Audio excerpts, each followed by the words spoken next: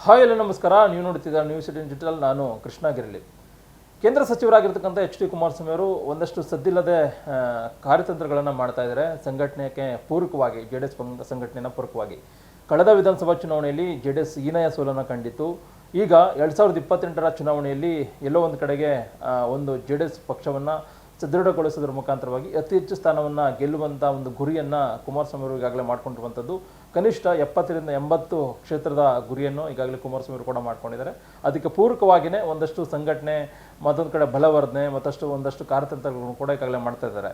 ಒಂದು ಕಡೆಗೆ ಅವರ ಪುತ್ರರಾಗಿರ್ತಕ್ಕಂಥ ನಿಖಿಲ್ ಕುಮಾರಸ್ವಾಮಿ ಅವರು ಜೆಡಿಎಸ್ ಯುವ ಘಟಕದ ರಾಜ್ಯಾಧ್ಯಕ್ಷರಾಗಿ ಇಡೀ ರಾಜ್ಯಾದ್ಯಂತ ಪ್ರವಾಸವನ್ನು ಮಾಡೋದ್ರ ಮುಖಾಂತರವಾಗಿ, ಸಮಾವೇಶ ಮಾಡೋದ್ರ ಮುಖಾಂತರವಾಗಿ ಕಾರ್ಯಕರ್ತರಿಗೆ ಒಂದು ರೀತಿ ಶಕ್ತಿ ತುಂಬುವಂಥ ಕೆಲಸವನ್ನು ಕೂಡ ಮಾಡ್ತಾ ಇದ್ದಾರೆ. ಇದ್ರ ಜೊತೆಗೆ ಕೇಂದ್ರ ಸಚಿವರಾಗಿರ್ತಕ್ಕಂಥ ಎಚ್ ಡಿ ಕುಮಾರಸ್ವಾಮಿ ಅವರು ಕೂಡ ಒಂದಷ್ಟು ಸದ್ದಿಲ್ಲದೆ ಒಂದಷ್ಟು ಕಾರ್ಯತಂತ್ರಗಳನ್ನು ಮಾಡ್ತಾ ಇದ್ದಾರೆ. ಆ ಕಾರ್ಯತಂತ್ರಗಳು ಏನು ಅನ್ನೋದನ್ನ ನಾವು ನೋಡೋದಾದರೆ, ಈಗಾಗಲೇ ಕುಮಾರಸ್ವಾಮಿ ಅವರು ಯಾರೆಲ್ಲ ಈ ಹಿಂದೆ ಜೆಡಿಎಸ್ನಲ್ಲಿದ್ದರು, ಪಕ್ಷದಲ್ಲಿ ಹಿರಿಯ ನಾಯಕರಾಗಿ ಗುರುತಿಸ್ಕೊಂಡಿದ್ರು, ಶಾಸಕರ ಕೆಲಸವನ್ನು ಮಾಡಿದರು, ಅದಾದ ಬಳಿಕವಾಗಿ ಬದಲಾದ ಕಾಲಘಟ್ಟದಲ್ಲಿ, ಬದಲಾದ ರಾಜಕೀಯ ಸನ್ನಿವೇಶದಲ್ಲಿ ಯಾರೆಲ್ಲ ಪಕ್ಷವನ್ನು ತೊರೆದು ಕಾಂಗ್ರೆಸ್ ಸೇರ್ಪಡೆಯಾದರು, ಮತ್ತು ಈಗ ಕಾಂಗ್ರೆಸ್ನಿಂದ ಟಿಕೆಟ್ ಸಿಗದೆ ಕಳೆದ ಬಾರಿ ಯಾರೆಲ್ಲ ರಾಜಕೀಯದಿಂದ ಅಂತರವನ್ನು ಕಾಯ್ದುಕೊಂಡಿದ್ದಾರೆ, ಇದೀಗ ಅವ್ರನ್ನ ಎಲ್ಲೋ ಒಂದು ಕಡೆ ಅವ್ರನ್ನ ಭೇಟಿಯನ್ನು ಮಾಡೋದ್ರ ಮುಖಾಂತರವಾಗಿ ಎಲ್ಲೋ ಒಂದು ಕಡೆ ಅವ್ರನ್ನ ಮತ್ತೊಮ್ಮೆ ಪಕ್ಷಕ್ಕೆ ಕರೆತರುವಂಥ ನಿಟ್ಟಿನಲ್ಲೂ ಕೂಡ ಒಂದಷ್ಟು ಕಾರ್ಯತಂತ್ರವನ್ನು ಮಾಡ್ತಾ ಇದ್ದಾರೆ. ಈಗಾಗಲೇ ಇವತ್ತಿನ ಒಂದು ಬೆಳವಣಿಗೆ ಏನು ಅಂತಂದರೆ, ಜೆಡಿಎಸ್ನಲ್ಲಿ ಈ ಹಿಂದೆ ಇದ್ದಂತಹ ಅಖಂಡ ಶ್ರೀನಿವಾಸ ಮೂರ್ತಿ ಅಂತ ಅವ್ರನ್ನ ಇದೀಗ ಕುಮಾರಸ್ವಾಮಿ ಅವರು ಭೇಟಿಯನ್ನು ಮಾಡೋದ್ರ ಮುಖಾಂತರವಾಗಿ ಅವ್ರ ಜೊತೆ 1 ಗಂಟೆಗಳ ಕಾಲ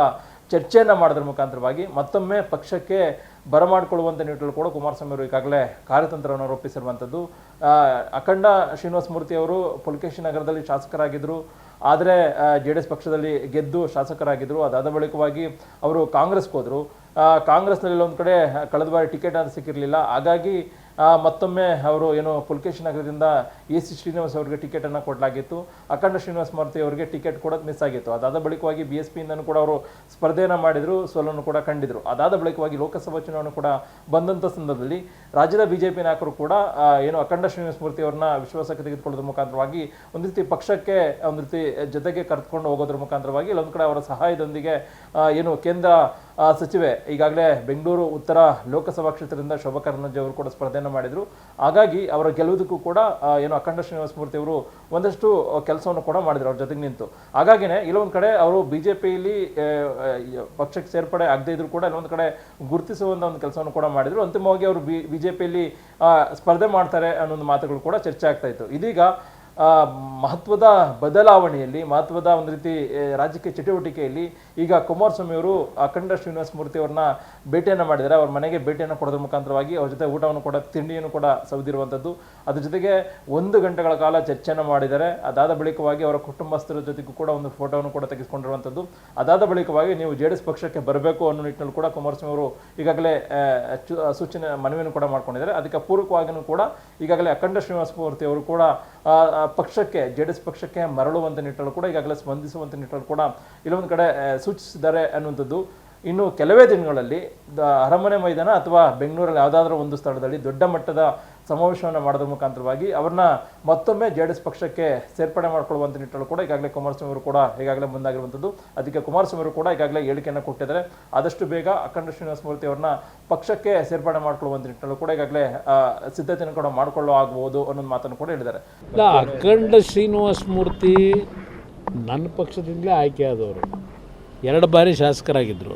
ನಂತರ ಕಾಂಗ್ರೆಸ್ಗೆ ಇನ್ನೊಬ್ಬ ಸ್ನೇಹಿತರ ಜೊತೆ ಸೇರಿ ಹೋಗಿದ್ದರು.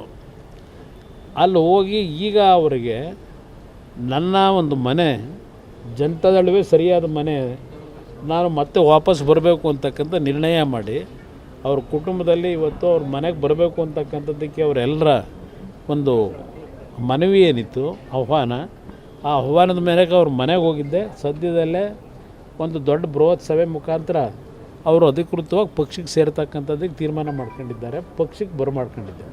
ಅಂದರೆ ಕುಮಾರಸ್ವಾಮಿ ಅವರು ಕಳೆದ ವಿಧಾನಸಭಾ ಚುನಾವಣೆಯಲ್ಲಿ ಕಡಿಮೆ ಸೀಟನ್ನು ಗೆದ್ದಿದ್ರು, ಅಂದರೆ ಹೀನಾಯ ಸೋಲನ್ನು ಕಂಡಿತ್ತು ಜೆಡಿಎಸ್.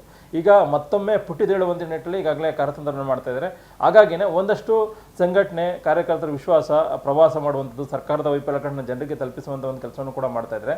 ಮತ್ತೊಂದು ಕಡೆ ಸದ್ದಿಲ್ಲದೆ ಯಾರೆಲ್ಲ ಪಕ್ಷದಲ್ಲಿ ಈ ಹಿಂದೆ ಇದ್ರು ಅವ್ರನ್ನ ಇಲ್ಲೊಂದು ಕಡೆ ಮತ್ತೊಮ್ಮೆ JDS ಪಕ್ಷಕ್ಕೆ ಕರೆತರುವಂಥ ನಿಟ್ಟಿನಲ್ಲಿ ಕೂಡ ತೆರೆಮರೆಯಲ್ಲಿ ಕಸರತ್ತನ್ನು ಮಾಡಿದ್ದಾರೆ. ಅದಕ್ಕೆ ಪೂರಕವಾಗಿಯೇ ಇವತ್ತು ಅಖಂಡ ಶ್ರೀನಿವಾಸ ಮೂರ್ತಿ ಅವ್ರನ್ನ ಕುಮಾರಸ್ವಾಮಿ ಅವರು ಭೇಟಿಯನ್ನು ಮಾಡಿರುವಂಥದ್ದು. ಅದೇ ರೀತಿಯಾಗಿ ಯಾರೆಲ್ಲ ಈ ಹಿಂದೆ ಪಕ್ಷದಲ್ಲಿ JDS ಪಕ್ಷದಲ್ಲಿ ಇದ್ರು, ಹೀಗಾಗಿ ಅಂಥವ್ರನ್ನ ಇಲ್ಲೊಂದು ಕಡೆ ಅವ್ರ ಜೊತೆ ಮಾತಾಡುವಂಥದ್ದು, ಅವ್ರನ್ನ ಭೇಟಿಯನ್ನು ಮಾಡುವಂಥದ್ದು, ಮತ್ತೊಮ್ಮೆ ಅವ್ರನ್ನ ಪಕ್ಷಕ್ಕೆ ಕರೆತರುವಂಥ ನಿಟ್ಟಿನಲ್ಲಿ ಕೂಡ ಈಗಾಗಲೇ ಕುಮಾರಸ್ವಾಮಿ ಅವರು ಕಾರ್ಯತಂತ್ರವನ್ನು ಮಾಡಿದ್ದಾರೆ.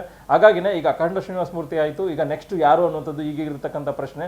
ಹಾಗಾಗಿನೇ ಕಾಂಗ್ರೆಸ್ ಮತ್ತು BJPಯಲ್ಲಿ ಯಾರೆಲ್ಲ ಟಿಕೆಟ್ ವಂಚಿತರಾಗಿದ್ದಾರೆ, ಮತ್ತೊಂದು ಕಡೆ ಕಾಂಗ್ರೆಸ್ನಲ್ಲಿ ಎಲ್ಲೊಂದು ಕಡೆ ಅವ್ರಿಗೆ ಸ್ಥಾನಮಾನ ಸಿಗದೇ ಇರತಕ್ಕಂಥ ಸಂದರ್ಭದಲ್ಲಿ ಯಾರೆಲ್ಲ ಅಸಮಾಧಾನಗೊಂಡಿದ್ದಾರೆ, ಮತ್ತೊಂದು ಕಡೆ ಕಳೆದ ಬಾರಿಯ ಸಂದರ್ಭದಲ್ಲಿ ಕುಮಾರಸ್ವಾಮಿ ಜೊತೆಗೆ ಯಾರೆಲ್ಲ ಗೆದ್ದಿದ್ರು, ಯಾರೆಲ್ಲ ಟಿಕೆಟ್ ಅನ್ನು ತಪ್ಪಿದ್ರು, ಮತ್ತೆ JDS ಪಕ್ಷವನ್ನು ತೊರೆದು ಕಾಂಗ್ರೆಸ್ ಮತ್ತೆ BJP ಅಂತ ಮುಖ ಮಾಡಿದ್ರು, ಅಂಥವ್ರನ್ನ ಈಗ ಎಲ್ಲೋ ಒಂದು ಕಡೆ ಅವ್ರನ್ನ ಒಂದು ರೀತಿ ಸಂಪರ್ಕ ಮಾಡುವಂಥದ್ದು, ಮತ್ತೊಮ್ಮೆ ಭೇಟಿಯನ್ನು ಮಾಡೋದ್ರ ಮುಖಾಂತರವಾಗಿ ಎಲ್ಲೋ ಒಂದು ಕಡೆ ಪಕ್ಷಕ್ಕೆ ಕರೆತರೋದ್ರ ಮುಖಾಂತರವಾಗಿ ಸಂಘಟನೆಯನ್ನ ದೊಡ್ಡ ಮಟ್ಟದಲ್ಲಿ ಮಾಡ್ಕೊಳ್ಳೋದ್ರ ಮುಖಾಂತರವಾಗಿ ಏನು ಅವರೇನು 70ರಿಂದ 80 ಸ್ಥಾನವನ್ನ ಗೆಲ್ಲುವಂಥ ಒಂದು ಗುರಿಯನ್ನು ಹೊಂದ್ಕೊಂಡಿದ್ದಾರೆ.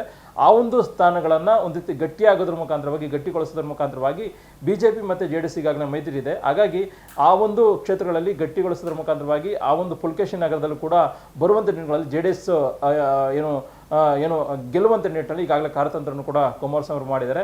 ಹಾಗಾಗಿನೇ ಯಾರೆಲ್ಲ ಈ ಹಿಂದೆ ಇದ್ದಂಥ ನಾಯಕರುಗಳನ್ನ ಇದೀಗ ಕುಮಾರಸ್ವಾಮಿ ಅವರು ಸದ್ದಿಲ್ಲದೆ ಅವ್ರನ್ನ ಆಪರೇಷನ್ ಮಾಡುವಂಥದ್ದು, ಮತ್ತೊಮ್ಮೆ ಪಕ್ಷಕ್ಕೆ ಸೇರ್ಪಡೆ ಮಾಡ್ಕೊಳ್ಳುವಂಥದ್ದು, ಆ ಮುಖಾಂತರವಾಗಿ ಬರ್ತಕ್ಕಂತಹ ಒಂದು 2022ರ ವಿಧಾನಸಭಾ ಚುನಾವಣೆಯಲ್ಲಿ ಅವರೆಲ್ಲರಿಗೂ ಕೂಡ ಟಿಕೆಟ್ ಅನ್ನು ಕೊಟ್ಟು ಅತಿ ಹೆಚ್ಚು ಸ್ಥಾನವನ್ನು ಗೆಲ್ಲುವಂಥ ನಿಟ್ಟಿನಲ್ಲಿ ಕುಮಾರಸ್ವಾಮಿ ಅವರು ಈಗಾಗಲೇ ಕಾರ್ಯತಂತ್ರವನ್ನು ಮಾಡ್ತಾ ಇರುವಂಥದ್ದು. ವಿಡಿಯೋ ಇಷ್ಟ ಆದರೆ ಲೈಕ್ ಮಾಡಿ, ಶೇರ್ ಮಾಡಿ, ಹಾಗೆ ಸಬ್ಸ್ಕ್ರೈಬ್ ಮಾಡೋದನ್ನ ಮರಿಬೇಡಿ. ನಿರ್ಭೀತ, ನಿಷ್ಪಕ್ಷಪಾತ, ವಿಶ್ವಾಸಾರ್ಹ ಸುದ್ದಿಗಳಿಗೆ ಮತ್ತೊಂದು ಹೆಸರಾಗಿರುವ News18 ಕನ್ನಡ ಈಗ ಆಪ್ನಲ್ಲೂ ಲಭ್ಯವಿದೆ. ದಯವಿಟ್ಟು ಇಲ್ಲಿರುವ QR ಕೋಡ್ ಅನ್ನು ಸ್ಕ್ಯಾನ್ ಮಾಡಿಕೊಂಡು ಆಪ್ ಡೌನ್ಲೋಡ್ ಮಾಡೋದಕ್ಕೆ ಮರಿಬೇಡಿ. ನಿಮ್ಮ ಬೆಂಬಲ ಹೀಗೆ ಸದಾ ನಮ್ಮೊಂದಿಗಿರಲಿ. ಧನ್ಯವಾದ.